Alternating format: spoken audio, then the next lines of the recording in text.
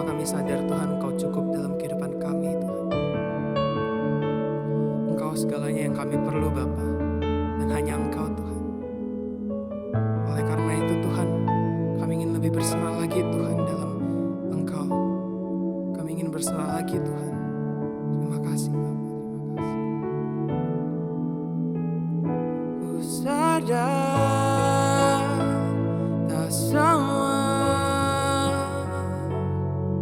dapat aku miliki di dalam hidupku. Hatiku percaya rancanganmu bagiku adalah yang terbaik. Walau ku tak dapat melihat semua rencanamu Tuhan, namun hatiku tetap memandang padamu. Kau tuntun langkahku. Walau ku tak dapat berharap atas kenyataan hidupku, namun hatiku tetap memandang padamu. Kau ada untukku.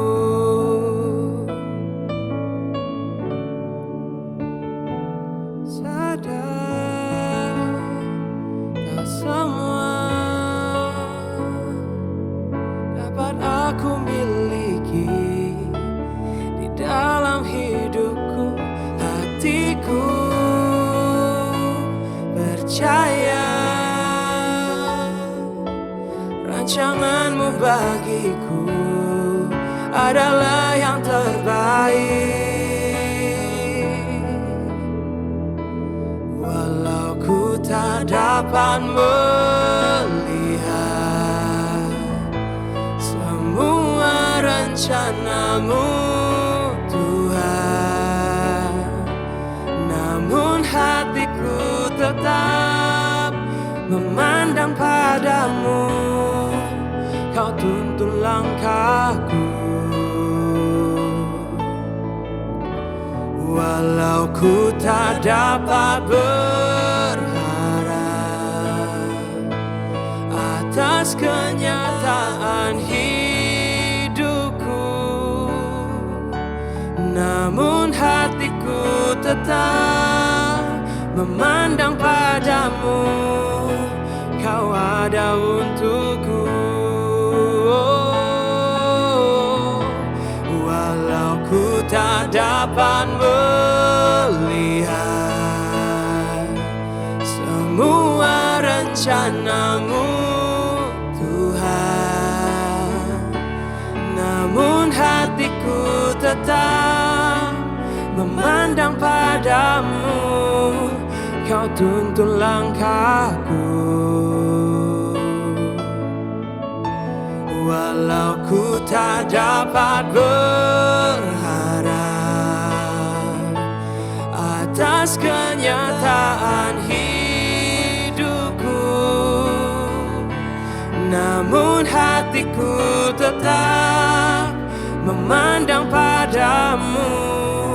Kau ada untukku. Oh Tuhan, Kau ada untuk kami Bapa.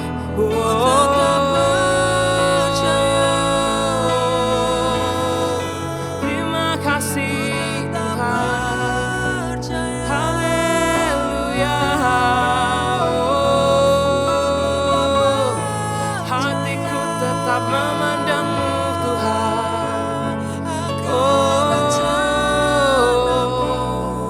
Haleluya.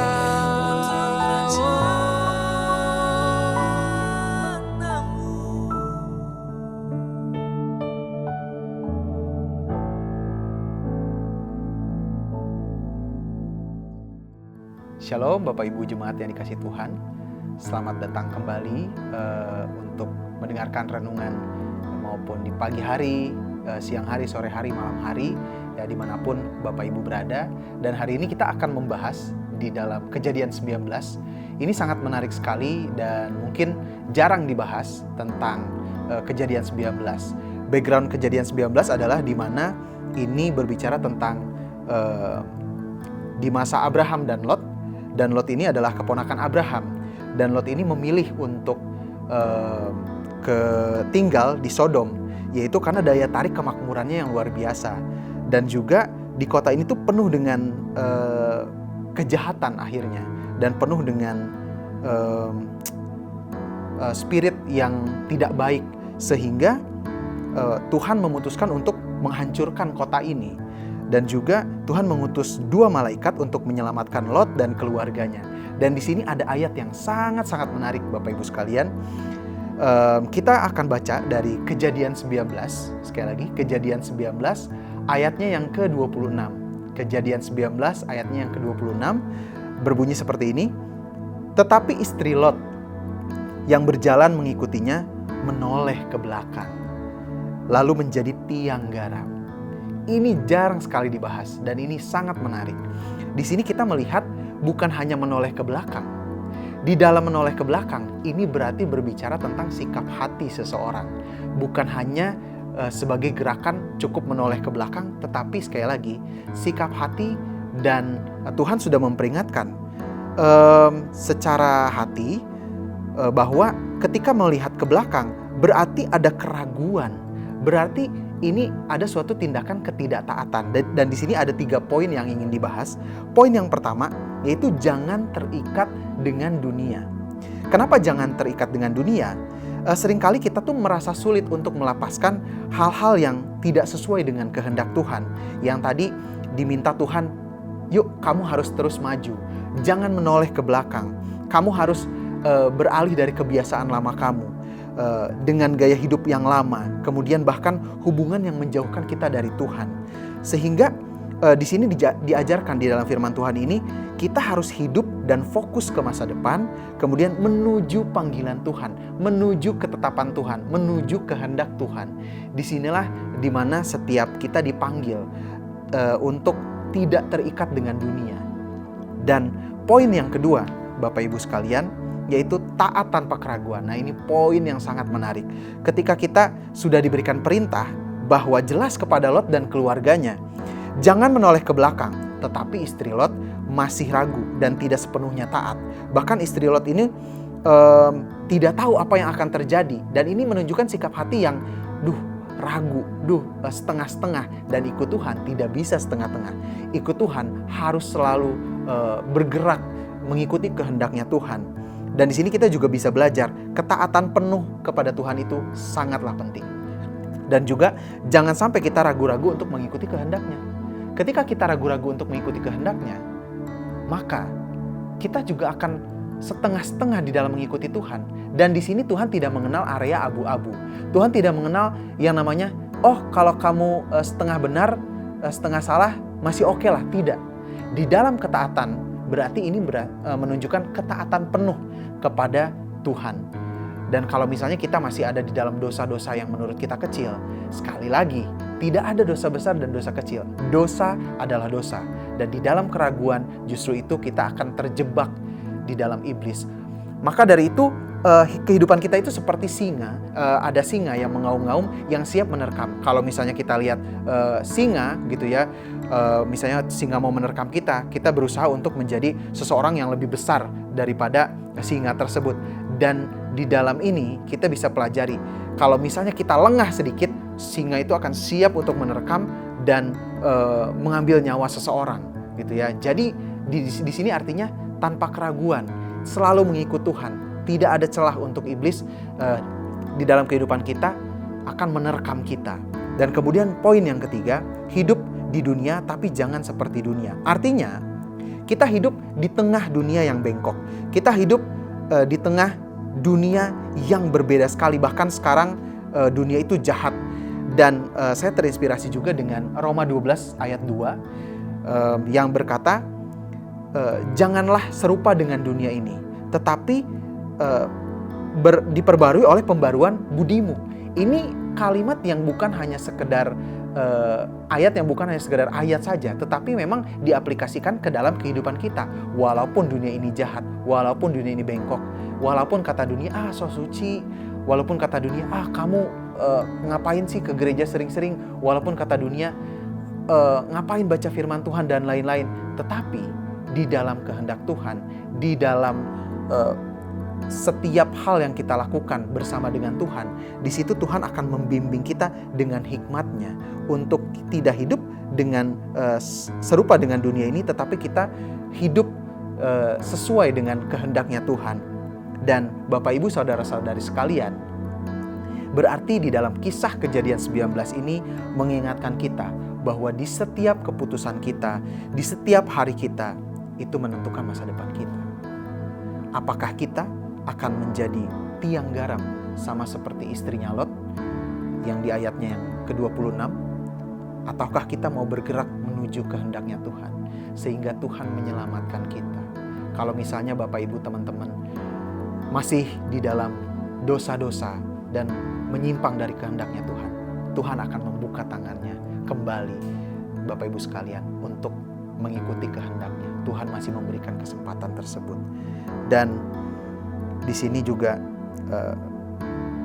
agar kita selalu bergerak ke depan dan jangan menoleh ke belakang, mengikuti kehendak Tuhan di dalam iman kepada Tuhan, dan kita bisa setia sampai akhir. Demikian renungan di hari ini. Mari kita bersatu dalam doa. Tuhan, terima kasih untuk kesempatan pada hari ini kami boleh mengenal Engkau lebih dalam lagi melalui pembacaan firman Tuhan yang begitu singkat. Dan kami bersyukur ketika Engkau mengingatkan kami supaya kami tidak menoleh ke belakang. Kami tidak mengingat dosa-dosa kami tidak bergulat dengan dosa-dosa kami Tuhan. Dosa adalah dosa, tetapi Engkau akan menuntun kami menuju jalan kebenaran-Mu. Engkau akan memperbarui akal budi pikiran, cara pandang kami sesuai dengan cara pandangnya Tuhan. Kami serahkan Tuhan kehidupan kami ke dalam tangan-Mu. Pimpin setiap hati kami. Di dalam nama Tuhan Yesus kami berdoa dan mengucap syukur. Amin. Kejadian 19. Sodom dan Gomora dimusnahkan. Lot diselamatkan. Kedua malaikat itu tiba di Sodom pada waktu petang. Lot sedang duduk di pintu gerbang Sodom dan ketika melihat mereka, bangunlah ia menyongsong mereka, lalu sujud dengan mukanya sampai ke tanah, serta berkata, "Tuan-tuan, silakanlah singgah ke rumah hamba-Mu ini, bermalamlah di sini dan basuhlah kakimu, maka besok pagi tuan-tuan boleh melanjutkan perjalanannya." Jawab mereka, "Tidak, kami akan bermalam di tanah lapang." Tetapi karena ia sangat mendesak mereka, singgahlah mereka dan masuk ke dalam rumahnya. Kemudian ia menyediakan hidangan bagi mereka, ia membakar roti yang tidak beragi, lalu mereka makan. Tetapi sebelum mereka tidur, orang-orang lelaki dari kota Sodom itu, dari yang muda sampai yang tua, bahkan seluruh kota, tidak ada yang terkecuali, datang mengepung rumah itu. Mereka berseru kepada Lot, "Di manakah orang-orang yang datang kepadamu malam ini? Bawalah mereka keluar kepada kami, supaya kami pakai mereka."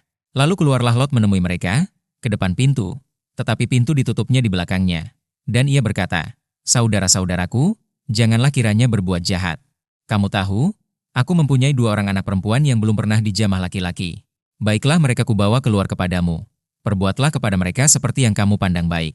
Hanya jangan kamu apa-apakan orang-orang ini, sebab mereka memang datang untuk berlindung di dalam rumahku." Tetapi mereka berkata, "Enyahlah." Lagi kata mereka, "Orang ini datang ke sini sebagai orang asing dan dia mau menjadi hakim atas kita. Sekarang kami akan menganiaya engkau lebih daripada kedua orang itu." Lalu mereka mendesak orang itu, yaitu Lot, dengan keras, dan mereka mendekat untuk mendobrak pintu. Tetapi kedua orang itu mengulurkan tangannya, menarik Lot masuk ke dalam rumah, lalu menutup pintu. Dan mereka membutakan mata orang-orang yang di depan pintu rumah itu, dari yang kecil sampai yang besar, sehingga percumalah orang-orang itu mencari-cari pintu. Lalu kedua orang itu berkata kepada Lot, "Siapakah kaummu yang ada di sini lagi? Menantu atau anakmu laki-laki, anakmu perempuan, atau siapa saja kaummu di kota ini? Bawalah mereka keluar dari tempat ini, sebab kami akan memusnahkan tempat ini, karena banyak keluh kesah orang tentang kota ini di hadapan Tuhan. Sebab itulah Tuhan mengutus kami untuk memusnahkannya." Keluarlah Lot, lalu berbicara dengan kedua bakal menantunya, yang akan kawin dengan kedua anaknya perempuan. Katanya, "Bangunlah, keluarlah dari tempat ini, sebab Tuhan akan memusnahkan kota ini." Tetapi ia dipandang oleh kedua bakal menantunya itu sebagai orang yang berolok-olok saja. Ketika fajar telah menyingsing, kedua malaikat itu mendesak Lot supaya bersegera. Katanya, "Bangunlah, bawalah istrimu dan kedua anakmu yang ada di sini, supaya engkau jangan mati lenyap karena kedurjanaan kota ini." Ketika ia berlambat-lambat, maka tangannya, tangan istri dan tangan kedua anaknya dipegang oleh kedua orang itu, sebab Tuhan hendak mengasihani dia. Lalu kedua orang itu menuntunnya keluar kota dan melepaskannya di sana. Sesudah kedua orang itu menuntun mereka sampai keluar, berkatalah seorang, "Larilah, selamatkanlah nyawamu. Janganlah menoleh ke belakang, dan janganlah berhenti dimanapun juga di lembah Yordan. Larilah ke pegunungan, supaya engkau jangan mati lenyap." Kata Lot kepada mereka, "Janganlah kiranya demikian, tuanku. Sungguhlah hambamu ini telah dikaruniai belas kasihan di hadapanmu. Dan tuanku telah berbuat kemurahan besar kepadaku dengan memelihara hidupku. Tetapi jika aku harus lari ke pegunungan, pastilah aku akan tersusul oleh bencana itu, sehingga matilah aku. Sungguhlah kota yang di sana itu cukup dekat kiranya untuk lari ke sana. Kota itu kecil, izinkanlah kiranya aku lari ke sana. Bukankah kota itu kecil? Jika demikian, nyawaku akan terpelihara." Sahut malaikat itu kepadanya, "Baiklah, dalam hal ini pun permintaanmu akan kuterima dengan baik, yakni kota yang telah kau sebut itu tidak akan kutunggang balikan. Cepatlah, larilah ke sana, sebab aku tidak dapat berbuat apa-apa sebelum engkau sampai ke sana." Itulah sebabnya nama kota itu disebut Zoar. Matahari telah terbit menyinari bumi ketika Lot tiba di Zoar. Kemudian Tuhan menurunkan hujan belerang dan api atas Sodom dan Gomora, berasal dari Tuhan, dari langit, dan ditunggambalikannya kota-kota itu dan lembah Yordan dan semua penduduk kota-kota serta tumbuh-tumbuhan di tanah. Tetapi istri Lot, yang berjalan mengikutnya, menoleh ke belakang, lalu menjadi tiang garam. Ketika Abraham pagi-pagi pergi ke tempat ia berdiri di hadapan Tuhan itu, dan memandang ke arah Sodom dan Gomora serta ke seluruh tanah lembah Yordan, maka dilihatnyalah asap dari bumi membubung ke atas sebagai asap dari dapur peleburan. Demikianlah pada waktu Allah memusnahkan kota-kota di lembah Yordan dan menunggangbalikan kota-kota kediaman Lot, maka Allah ingat kepada Abraham, lalu dikeluarkannyalah Lot dari tengah-tengah tempat yang ditunggangbalikan itu. Lot dan kedua anaknya perempuan. Pergilah Lot dari Zoar dan ia menetap bersama-sama dengan kedua anaknya perempuan di pegunungan. Sebab ia tidak berani tinggal di Zoar, maka diamlah ia dalam suatu gua beserta kedua anaknya. Kata kakaknya kepada adiknya, "Ayah kita telah tua, dan tidak ada laki-laki di negeri ini yang dapat menghampiri kita, seperti kebiasaan seluruh bumi. Marilah kita beri ayah kita minum anggur, lalu kita tidur dengan dia, supaya kita menyambung keturunan dari ayah kita." Pada malam itu mereka memberi ayah mereka minum anggur, lalu masuklah yang lebih tua untuk tidur dengan ayahnya. Dan ayahnya itu tidak mengetahui ketika anaknya itu tidur dan ketika ia bangun. Keesokan harinya berkatalah kakaknya kepada adiknya, "Tadi malam aku telah tidur dengan ayah. Baiklah malam ini juga kita beri dia minum anggur. Masuklah engkau untuk tidur dengan dia, supaya kita menyambung keturunan dari ayah kita." Demikianlah juga pada malam itu mereka memberi ayah mereka minum anggur. Lalu bangunlah yang lebih muda untuk tidur dengan ayahnya. Dan ayahnya itu tidak mengetahui ketika anaknya itu tidur dan ketika ia bangun. Lalu mengandunglah kedua anak Lot itu dari ayah mereka. Yang lebih tua melahirkan seorang anak laki-laki, dan menamainya Moab, dialah bapa orang Moab yang sekarang. Yang lebih muda pun melahirkan seorang anak laki-laki, dan menamainya Ben-Ami, dialah bapa Bani Amon yang sekarang.